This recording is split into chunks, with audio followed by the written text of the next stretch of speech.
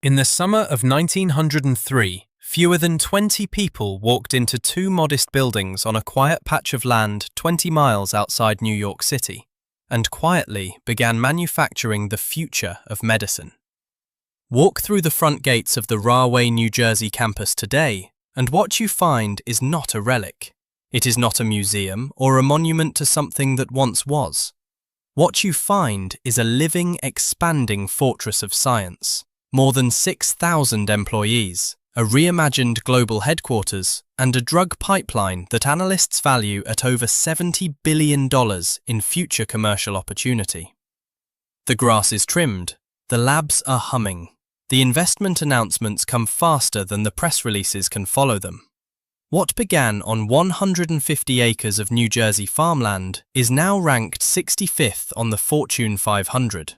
Its lead cancer drug, Keytruda, generated $31.7 billion in revenue in 2025 alone, making it the single best-selling pharmaceutical product on planet Earth.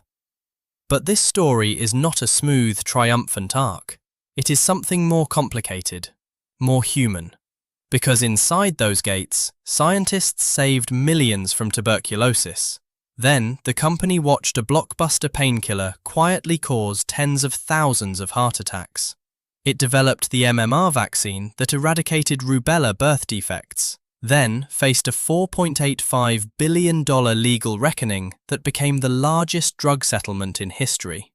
It nearly shelved the drug that would become the world's greatest cancer fighter, then bet everything on it. So how does a pharmaceutical company survive for over 130 years? How does it collapse and rebuild, scandal and innovate, fail and discover, across 2 world wars and a dozen crises, and still stand at the top of its industry? The answer lives inside the labs and boardrooms, the courtrooms and factory floors of the science empire built first in Darmstadt, Germany, and completed in Rahway, New Jersey. Welcome inside the Merck Co factory, where medicine was not just a product, it was a promise. Hello everyone. Before we start, make sure to like and subscribe to the channel and leave a comment with where you're from and what time you're watching. This one is a deep dive, over a century of science, scandal and survival. Let's get into it. 1668. Darmstadt, Germany. A man named Friedrich Jacob Merck walks into a small apothecary shop positioned near a castle moat and purchases it outright. It is a modest transaction, a simple storefront. Nobody marks it in any history book. No ceremony is held. And yet, that single purchase becomes the founding moment of what will eventually grow into one of the most powerful pharmaceutical corporations in human history.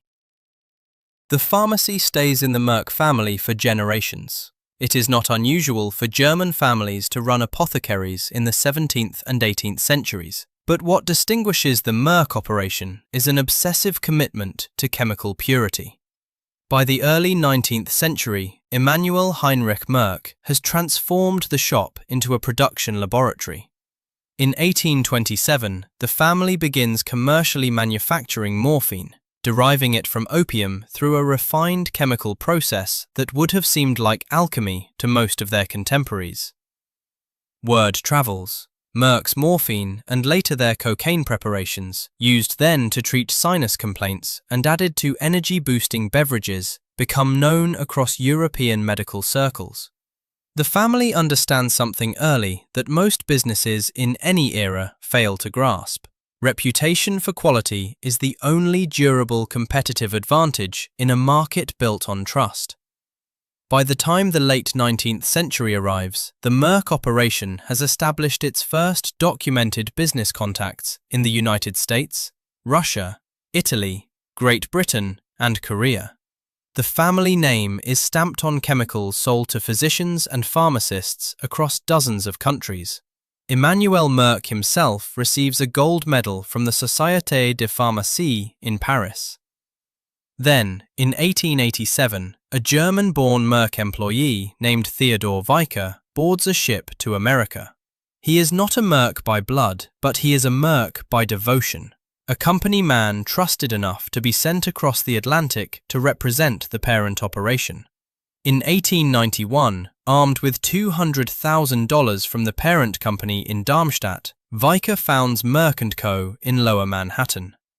That same year, a 23-year-old man named George Merck, grandson of the founder, son of the then-current German chairman, sails over to join him.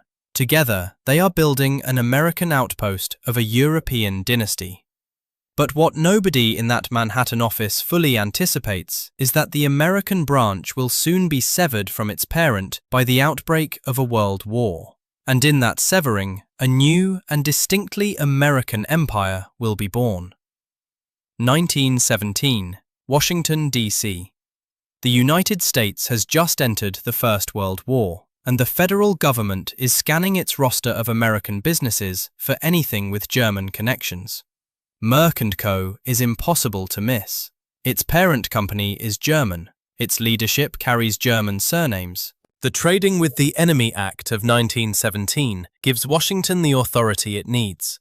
The government seizes 80% of the shares in Merck Co. that are held by the parent company in Darmstadt. Almost overnight, a pharmaceutical enterprise built over decades of family relationship and carefully exported capital becomes the legal property of the United States government. The Merck family on the American side is not imprisoned, not expelled, but they are stripped of the company their grandfather's money had founded. Then something remarkable happens. Rather than allow the company to be dissolved or permanently acquired by a stranger, George F. Merck, the American branch's patriarch, decides to buy it back. In 1919, partnering with Goldman Sachs and Lehman Brothers, he purchases Merck Co. at a US government auction for $3.5 million. The company is officially his now, but the relationship with the German parent is severed. Two Mercks now exist in the world, one in Darmstadt, one in Rahway. They will share a name, a history, and for the next century plus, a legal dispute about who owns the right to call themselves Merck in various countries. In 1925, George W. Merck, son of George F., grandson of the original American founder, becomes president of the company. He is 31 years old. He has worked in the packing and shipping department, trained in most branches of the business, and carries with him his grandfather's immigrant drive and his father's hard-won American pragmatism. 2 years later, in 1927, the company merges with the Powers Waitman Rosengarten Company, a Philadelphia quinine manufacturer, expanding its portfolio and its manufacturing footprint. Frederick Rosengarten joins as chairman of the board. The operation is growing. But George W. Merck is not interested in simply expanding a chemical distribution business. He wants to build something that has never existed in America before, a pharmaceutical company that operates like a scientific university, a corporation that does not merely sell existing compounds, but reaches into the unknown to pull out cures for diseases that kill people. The question is whether science and commerce can actually coexist on those terms. The 1940s are about to provide a spectacular answer. 1929, Rahway, New Jersey. George W. Merck makes a decision that will define the next century of his company. He establishes Merck's first dedicated research laboratory, a formal, permanent division of the company, organized into 3 branches: Pure Research, the Merck Institute for Therapeutic Research, and Applied Research. This is not a token gesture. It is a structural commitment. It says, in the clearest corporate language possible, that this company believes discovery is a business strategy. The timing is almost comically terrible. The stock market is about to collapse. The Great Depression will strangle American industry for most of the following decade. And yet Merck pours resources into scientists and laboratory equipment and long-term research that may not yield a commercially viable product for years, if ever. The early returns are extraordinary. Merck's chemists synthesize vitamin B1 and publish their results in the Journal of the American Chemical Society. Within a few years, that work contributes to the reduction of beriberi, a devastating neurological deficiency disease, across populations that had never had access to nutritional alternatives. This is what George W. Merck means when he later delivers his most famous address. the speech at the Medical College of Virginia in Richmond, in which he says something that no pharmaceutical executive in history has ever said quite so plainly. We try to remember that medicine is for the patient. We try never to forget that medicine is for the people. It is not for the profits. The profits follow, and if we have remembered that, they have never failed to appear. That philosophy will be tested repeatedly in the decades to come. By 1939, Merck researchers are working on cortisone, a compound that Louis Sarret in the Rahway laboratory will eventually synthesize and bring to patients suffering from rheumatoid arthritis and rheumatic fever, diseases that were often fatal and for which there was, until that point, no effective treatment anywhere in the world. Then comes 1943, and with it, the greatest breakthrough in the history of pharmaceutical research up to that point. Tuberculosis was the most feared chronic killer of the modern era. Sanatoriums existed specifically to isolate tuberculosis patients from the general population. 50% of those admitted died within 5 years. There was no cure.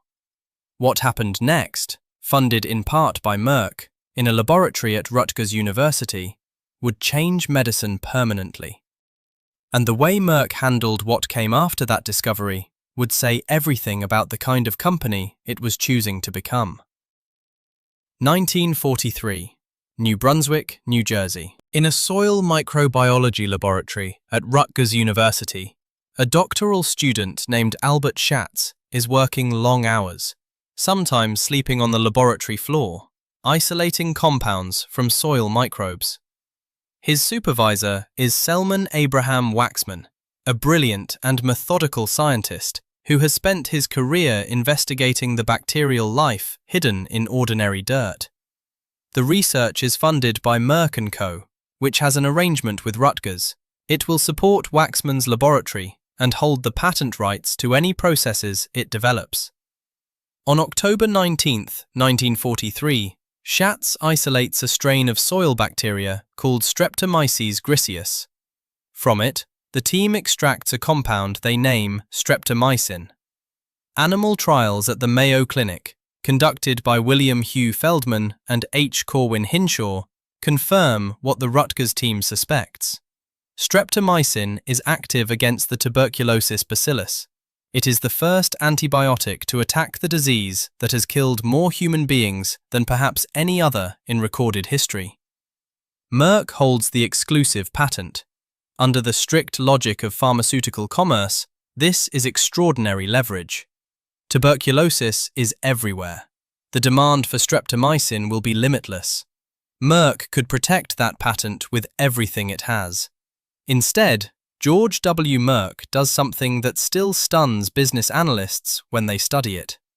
At Waxman's request, he renegotiates the agreement and returns the patent rights to Rutgers University, in exchange for a royalty. Rutgers then issues non-exclusive licenses to 7 different companies, ensuring that streptomycin is produced in sufficient quantities to reach patients across the world. By 1950, tuberculosis-related deaths in the United States fall by nearly 50%. In 1952, Selman Waxman is awarded the Nobel Prize in Physiology or Medicine for the discovery of streptomycin. George W. Merck makes no campaign for a share of that recognition. He never attempts to put the Merck name on the antibiotic. He simply allows the medicine to move into the world and do what medicine is supposed to do. Meanwhile, Merck's annual sales, which stood at $6 million when George W. Merck took the presidency in 1925, reach $101 million by the 1950s. The company is not starving from its generosity, it is growing. But something is coming that will dwarf every discovery before it, and it will arrive not in a laboratory, but in the throat of a 5-year-old girl in 1963. If you're finding this story fascinating, please hit that like button and subscribe to the channel. It really helps us continue bringing you these deep dives into history. We are only halfway through, and the most extraordinary chapters are still ahead. 1957. West Point, Pennsylvania. On the last day of the year, New Year's Eve, a 38-year-old microbiologist named Morris Ralph Hillman walks into the Merck Research Laboratories and takes charge of its new department of virus and cell biology research. He is arriving from the Walter Reed Army Institute of Research, where he has spent nearly a decade investigating respiratory diseases.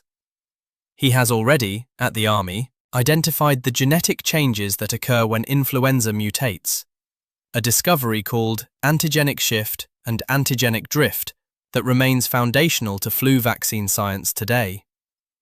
At Merck, Hillman is given resources, a laboratory, and a mandate to develop vaccines. What follows is the most productive career in the history of vaccinology. He was born on August 30th, 1919, in Miles City, Montana, the youngest of 8 children. His twin sister and mother died the day the twins were born. He was raised by an aunt and uncle on a farm. He worked through the Great Depression, earned a scholarship to Montana State University, graduated first in his class, earned his doctorate in microbiology at the University of Chicago in 1944. He was not a man who had been given things easily. Hillman ran his laboratory at Merck like a military unit. His standards were absolute. His tolerance for error was essentially zero. He was known to fire employees whose performance did not meet his standards, and he reportedly kept a row of mock shrunken heads in his office as trophies representing former staff. He once famously refused to attend a company-mandated charm school, but what came out of that laboratory is simply staggering. In 1963, Hillman's 5-year-old daughter, Gerald Lynn, woke up with the classic signs of mumps. He drove to the laboratory in the middle of the night, retrieved equipment, swabbed the back of her throat, and returned to culture the virus sample. By 1967, a mumps vaccine derived from that throat swab was licensed for commercial use. The strain is still called the Gerald Lynn strain. It is still in use today. In 1969, he developed a rubella vaccine. In 1971, he combined his measles, mumps, and rubella vaccines into a single injection, the MMR vaccine, licensed by the FDA that year. The incidence of rubella-associated birth defects, which had been running at up to 10,000 cases per year in the United States, dropped towards zero. By the time more than 500 million doses of the MMR vaccine had been administered worldwide, Hillman had arguably prevented more deaths than any individual scientist in history. He also built the first hepatitis B vaccine, the first varicella vaccine. He was responsible for 8 of the 14 vaccines on the US childhood vaccination schedule. Anthony Fauci, director of the National Institute of Allergy and Infectious Diseases, called Hillman's contributions the best-kept secret among the lay public. The man himself had little use for credit. None of his vaccines are named after him. He retired from Merck in 1984. He died in Philadelphia on April 11, 2005, at the age of 85. John J. Horan becomes Chairman and Chief Executive Officer of Merck Co. He will hold that position for the next 9 years, and during that tenure, he will make one decision above all others that reshapes the company's trajectory. He triples its investment in research and development. The results arrive quickly and dramatically. In 1979, Merck scientists develop lovastatin, marketed under the brand name Merck, the first drug in the statin class.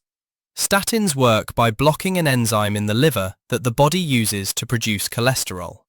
The clinical implications are vast. Heart disease is the leading killer of Americans. Millions of people are living with dangerously elevated cholesterol levels and limited options. Merck gives physicians a new category of intervention. By 1981, Merck scientists William C. Campbell and Satoshi Omura have developed ivermectin for veterinary use. By 1987, the compound has been adapted for human application, distributed under the name Mectizan to combat onchocerciasis, a parasitic infection also known as river blindness, which was destroying sight in communities across Africa, Latin America, and Yemen. Merck does not sell Mectizan. It donates it entirely. The company's Mectizan donation program becomes one of the largest drug donation initiatives in history. In 1984, under Horan's stewardship, Merck becomes the largest pharmaceutical company in the world in its three largest markets, the United States, Japan, and Europe. Horan attributes this achievement to three interconnected pillars: productive research, manufacturing capability that allows cost-efficient and high-quality production, and a marketing operation that can translate scientific breakthroughs into clinical adoption. In 1985, Merck receives FDA approval for imipenem, the first member of the carbapenem class of antibiotics, which becomes critically important in the treatment of hospital-acquired and multi-drug-resistant infections. That same year, P. Roy Vagelos succeeds Horan as CEO and continues building the research empire. In 1993, under Vagelos, Merck acquires Medco Containment Services for $6 billion, a massive bet on pharmacy benefit management that reflects a broader confidence about the company's financial position and its ability to control more of the pharmaceutical supply chain.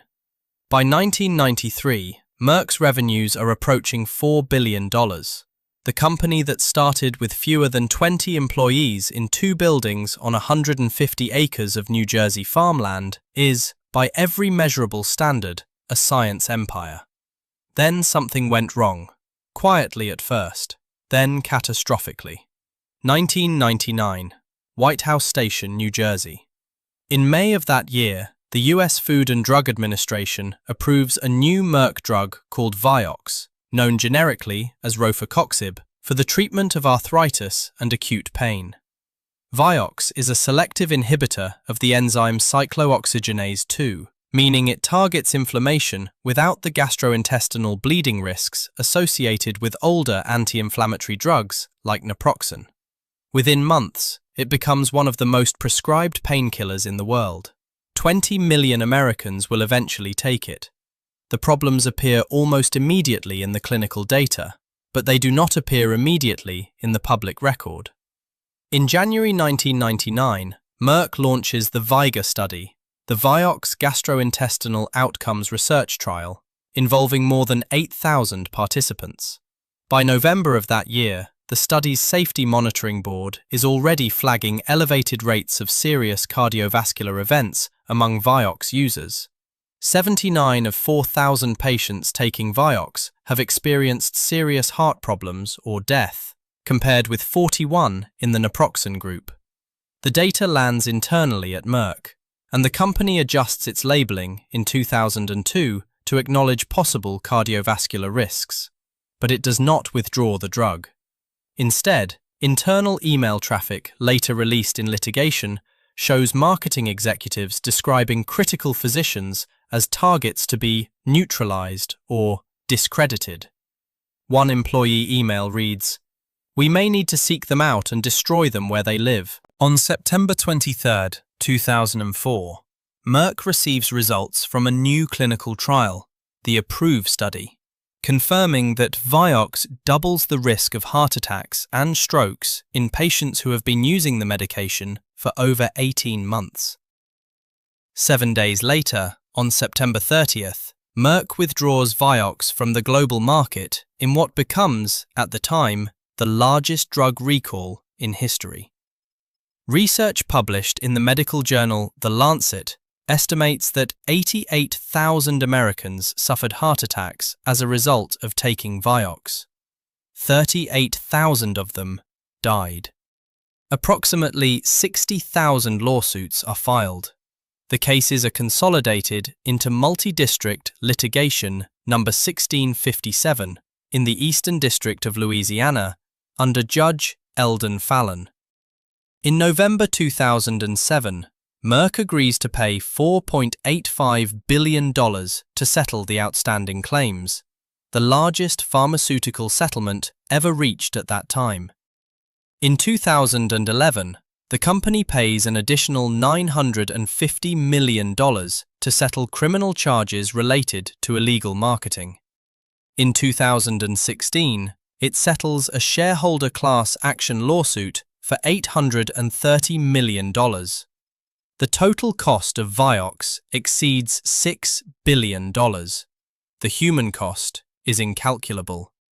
And Merck's reputation, which George W. Merck had built over decades on the principle that medicine is for the patient, is now seriously and publicly damaged. What came next would test the company's ability to rebuild from its worst chapter. 2005. White House Station, New Jersey. Raymond Gilmartin, the CEO who presided over the Vioxx era, retires. His tenure is subsequently examined through a painful lens, specifically the allegation that Merck, under Gilmartin, abandoned the corporate social responsibility ethos that Roy Vagelos had embedded in the culture during the previous decade. Richard Clark, former president of manufacturing, is named CEO and company president. He will spend his tenure managing both the legal hurricane of the Vioxx settlements and the urgent operational task of launching new drugs fast enough to replace the revenue that Vioxx had provided. The numbers are unsparing. At its peak, Vioxx was generating $2.5 billion in annual sales. It is gone overnight. Merck's stock, which lost more than a third of its market value on the day of the recall, needs rebuilding. The legal liability is enormous and will take years to resolve. But the pipeline does not collapse. In the 24 months following the Vioxx withdrawal, Merck launches 8 new drugs and vaccines, including 2 that will prove to be consequential. Januvia, an innovative treatment for type 2 diabetes using a mechanism called DPP-4 inhibition, and Gardasil, the world's first vaccine against human papillomavirus, the virus responsible for the majority of cervical cancer cases globally. Gardasil is not merely a pharmaceutical product, it is a conceptual breakthrough, a vaccine specifically designed to prevent a form of cancer. It reaches $8.6 billion in annual sales by 2024. In October 2009, under Clark, Merck completes a $41 billion merger with Schering-Plough, a transaction structured as a reverse merger in which Merck's legal entity was technically renamed to preserve Schering-Plough's rights to market certain drugs. The maneuver is complex, controversial, and eventually leads to a $500 million settlement with Johnson & Johnson in 2011 over distribution rights to certain products. The merged company becomes the second largest pharmaceutical company in the United States by revenue. In October 2011, Richard Clark retires. Kenneth Frazier, who had served as Merck's general counsel and had overseen much of the Vioxx litigation defense, becomes CEO. Frazier is one of only 4 black chief executives in the Fortune 500 at the time of his appointment. He will spend the next decade transforming the company's strategy, narrowing its focus, and preparing it for a bet so enormous that even Merck's own scientists initially wanted to walk away from it. Because in a laboratory that Merck had nearly forgotten about, something was growing. 2003. Oss, the Netherlands. Scientists at a Dutch pharmaceutical company called Organon are working on an experimental antibody that targets a protein on the surface of immune cells called PD-1, Programmed Death Receptor 1. The idea is conceptually elegant. Cancer cells have learned to wear a kind of biological disguise, sending a signal to immune T cells that tells them to stand down and not attack. Block that signal, and the immune system wakes up. It sees the tumor. It destroys it. The antibody they are developing, eventually named pembrolizumab, is, in essence, designed to take the brakes off the immune system and let the body do what it evolved to do. Organon is acquired by Schering-Plough. Schering-Plough is acquired by Merck. And in the early transition, the drug's internal priority rating at Merck is low.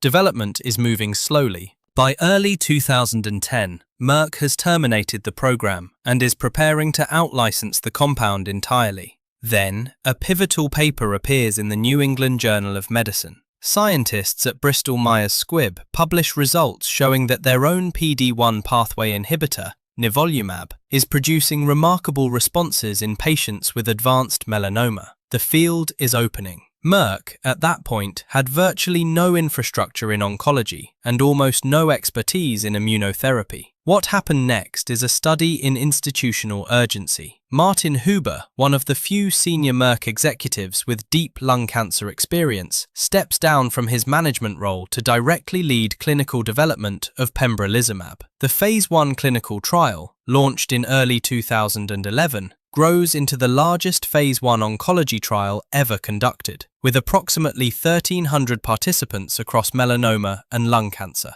In 2013, Merck quietly applies for and receives an FDA Breakthrough Therapy designation for the drug, the first cancer drug ever to receive that designation. The regulatory pathway allows for more frequent FDA meetings, reducing the risk of miscommunication and delay. On September 4, 2014, the FDA approves pembrolizumab, now branded Keytruda, as an accelerated therapy for advanced melanoma. It is the first anti-PD-1 therapy approved anywhere in the world. By 2015, it is approved for metastatic non-small cell lung cancer. The number of indications begins compounding almost annually. Bladder cancer, head and neck cancer, endometrial cancer, kidney cancer, colorectal cancer, triple-negative breast cancer. By 2024, Keytruda carries 40-plus FDA approvals across more than 20 tumor types. It generates $29.5 billion in sales. In 2025, that number rises to $31.7 billion, making it the highest-earning pharmaceutical product in the history of the industry. The drug that Merck nearly discarded has become the drug that defines the era. We're more than halfway through this incredible story. If you're enjoying it, don't forget to like and subscribe. Your support means everything and helps us keep bringing stories like this one to life. Let's keep going. 2008, Washington, D.C. On February 7th, a settlement agreement is signed between Merck Co. and the United States Department of Justice. The amount, $650 million. The allegation? That Merck had routinely overbilled Medicaid for its most popular medicines and paid illegal remuneration to healthcare providers to encourage them to prescribe Merck products. One whistleblower alone receives a $68 million reward. 49 states and the District of Columbia receive a share of the settlement. Merck makes the settlement without any admission of liability. This is not an isolated chapter. The legal complexity surrounding Merck across the late 1990s and the 2000s reflects the broader tension within every large pharmaceutical company between commercial pressure and scientific integrity. There is the story of Fosamax, Merck's osteoporosis drug, which generates thousands of lawsuits alleging it caused osteonecrosis of the jaw and increased the risk of unusual thigh bone fractures. In December 2013, Merck pays $27.7 million to 1,200 plaintiffs in a class action jaw necrosis settlement. Litigation over femur fractures continues for over a decade, with the Third Circuit Court of Appeals reviving more than 500 additional cases as recently as September 2024. There is the publication scandal, in which Merck's Australian affiliate paid publishing house Elsevier to produce 8 issues of a journal called the Australasian Journal of Bone and Joint Medicine, which appeared to be an independent peer-reviewed publication, but was in fact a collection of articles favourable to Merck drugs, 9 of which mentioned Vioxx positively. The Elsevier CEO publicly acknowledged the practice was unacceptable. There is the Propecia investigation, published by Reuters in 2021, which revealed that Merck's baldness treatment had been linked to persistent sexual dysfunction in men, over 700 reports of suicidal ideation, and 110 deaths, with reports arriving internally as early as 1998, and the risks not added to the label for years. In 2007, Merck pays $2.3 billion to the Internal Revenue Service to settle a tax dispute over transaction accounting between 1993 and 2001. The pattern across these cases is not uniform. Some involve deliberate concealment, others involve regulatory failures or contested science. But together, they form a ledger of legal consequence that runs into the tens of billions of dollars. And yet, Merck is still here, still the fifth largest biomedical company in the world by revenue, still inventing, still expanding, still building. The question is not whether scandal can destroy a company of this scale. The question is what a company this large chooses to do with its power. June 2023, Rahway, New Jersey. Merck cuts a ribbon. After 8 years headquartered in Kenilworth, New Jersey, and 23 years before that in White House Station, the company returns to the site of its original manufacturing plant. The Rahway campus, which Merck Research Laboratories first established 90 years prior, has been reimagined. 6,000 employees are based there. Governor Phil Murphy of New Jersey stands at the ceremony and calls Merck's presence proof that the state remains a global pharmaceutical hub. Robert M. Davis, who became chairman, president and chief executive officer in July 2021, succeeding Kenneth Frazier, speaks about collaboration, urgency, and the patient at the center of everything. The facility is recognized as a National Historic Chemical Landmark by the American Chemical Society. It features a new formulation, laboratory, and experimentation center called the Flex Center, purpose-built for the next generation of drug development. But the return to Rahway is not merely symbolic. It coincides with a capital deployment that is staggering in its ambition. In 2025, Merck announces a commitment to invest more than $70 billion, beginning that year and extending through the following decade, to expand domestic manufacturing and research and development across the United States. This figure does not include future acquisitions or licensing deals in research and development. It is capital investment in brick, mortar, laboratory equipment, and the people to run them.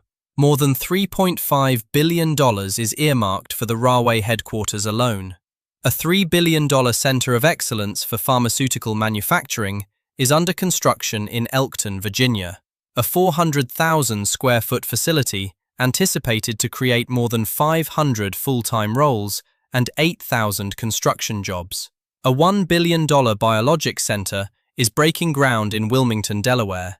A $1 billion vaccine production facility has been completed in Durham, North Carolina. An $895 million expansion of Merck Animal Health's manufacturing in DeSoto, Kansas, is expected to generate over 2,500 construction jobs and more than 200 commercial manufacturing positions. Animal health, vaccines and medications for livestock and companion animals, generated $6.4 billion in revenue in 2025 alone. The pipeline for human medicine is no less aggressive.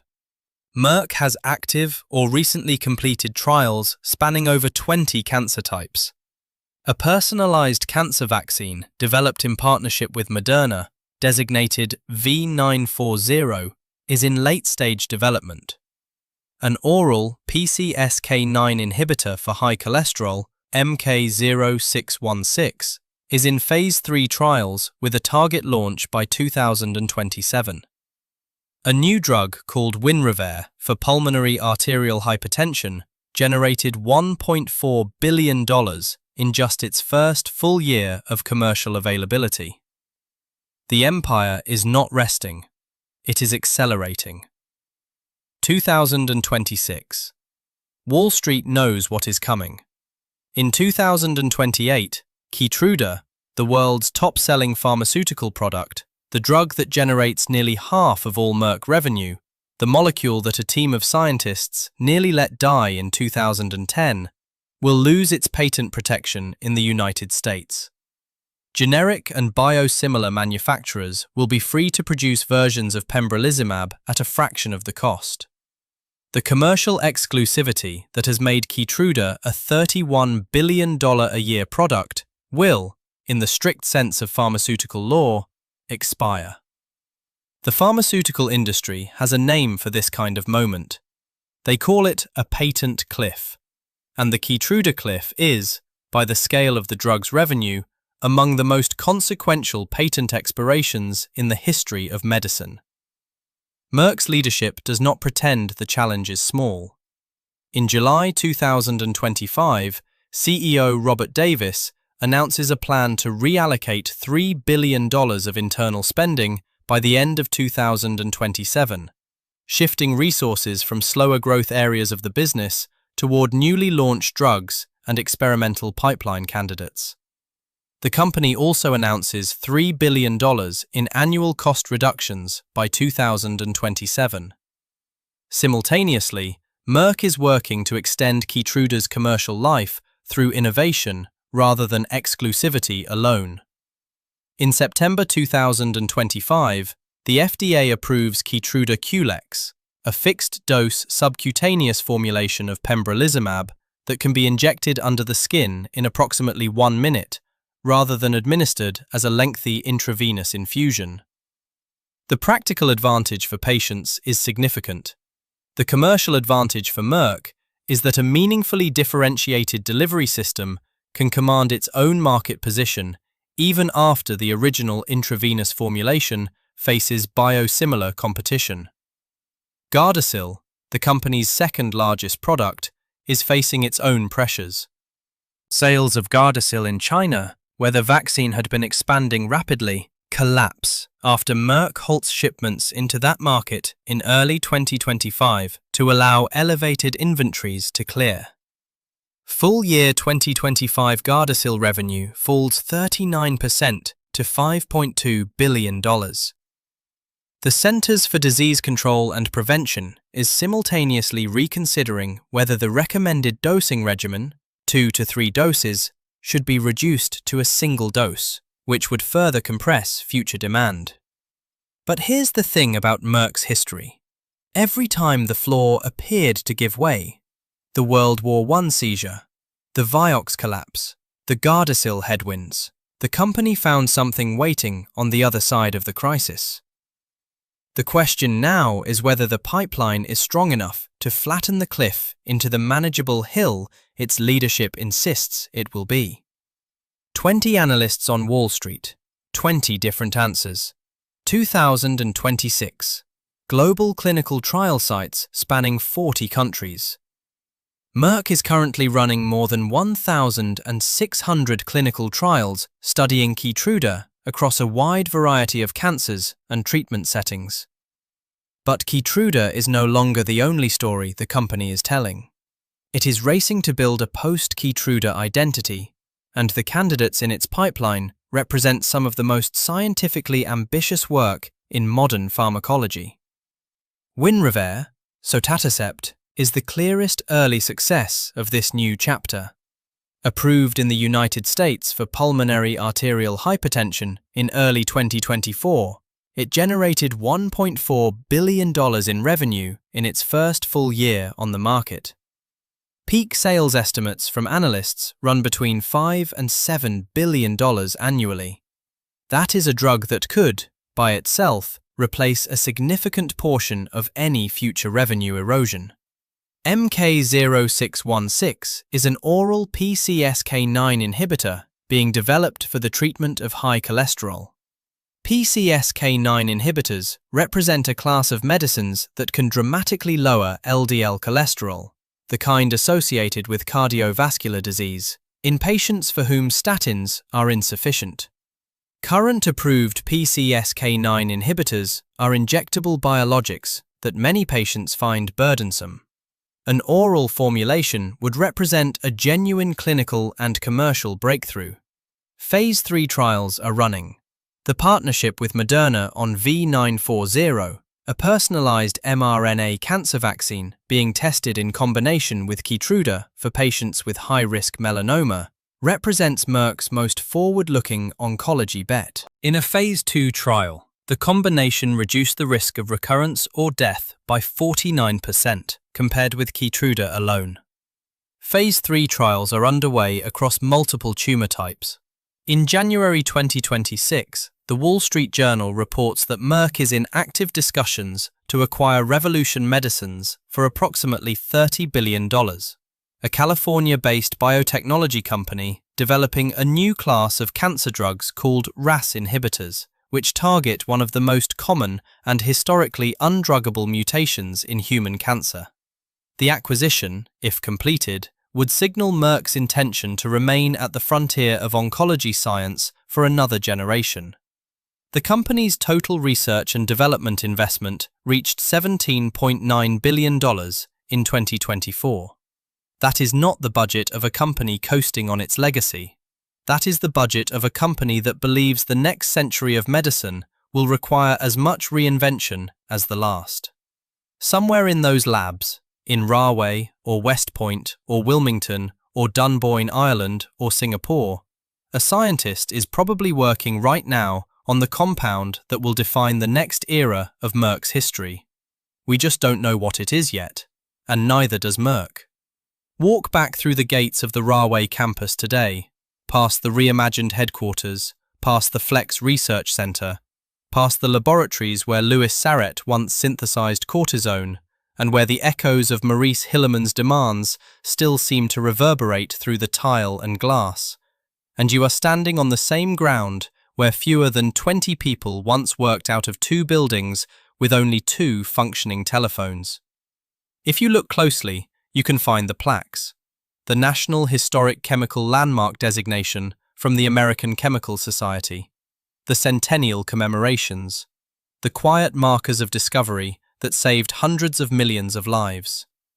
What does 130 years of Merck teach us? The first lesson is this: purpose does not immunize you from failure, but it gives you something to return to when failure arrives. George W. Merck told a room of medical students in Richmond that medicine exists for the patient, not the profit, and that the profits follow when the patient is placed first. Merck built streptomycin and surrendered the patent. It donated Mectizan to prevent river blindness without commercial return. It nearly shelved Keytruda and then bet its scientific credibility on reviving it. The company's greatest achievements have come when it remembered why it exists. Its greatest disasters: Vioxx, the marketing of illegal remuneration, the suppression of drug safety data, came when it forgot. The second lesson is this: scale creates both power and blindness. By the time Vioxx was generating $2.5 billion in annual sales, the commercial momentum behind it was so enormous that internal dissent was being treated as an obstacle to be eliminated, rather than a signal to be heeded. The people who could have saved the company from its worst chapter were being described in internal emails as enemies to be destroyed. Large organizations can confuse the defense of a product with the defense of the truth. The third lesson is this: reinvention is not optional. The patent cliff coming in 2028 is not Merck's first existential pressure. It survived a government seizure in 1917. It rebuilt after Vioxx. It nearly abandoned the drug that became the most successful pharmaceutical in history. The company that exists today is not the company that existed in 1999. And that is precisely why it still exists at all. The numbers tell the arc.